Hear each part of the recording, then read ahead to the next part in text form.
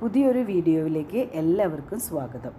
നിങ്ങൾ ഫൊർഗീവ്നെസ് റെഗുലറായിട്ട് ചെയ്യുന്ന ഒരാളാണെങ്കിൽ ആ ഫൊർഗീവ്നെസ് നിങ്ങൾക്ക് ഇഫക്റ്റീവായിട്ട് വർക്ക് ആവുന്നുണ്ടോ, അതിൻ്റെ പൂർണ്ണ ഫലങ്ങൾ നിങ്ങൾക്ക് ഉൾക്കൊള്ളാൻ കഴിഞ്ഞിട്ടുണ്ടോ എന്നുള്ളതിനെക്കുറിച്ചാണ് ഇന്നത്തെ ഈ വീഡിയോ.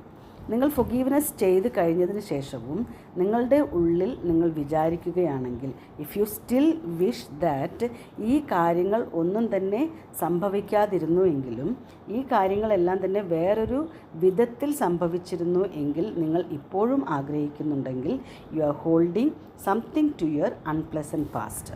അപ്പോൾ ഈ അവസരത്തിൽ forgiveness is not at all complete.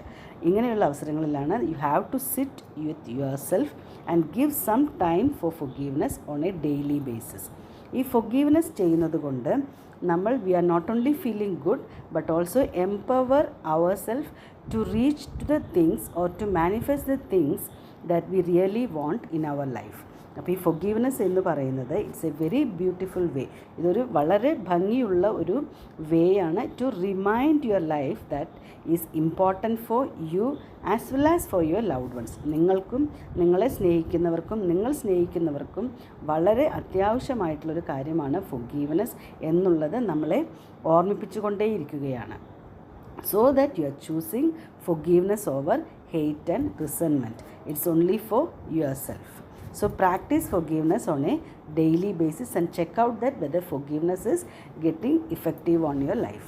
Thank you.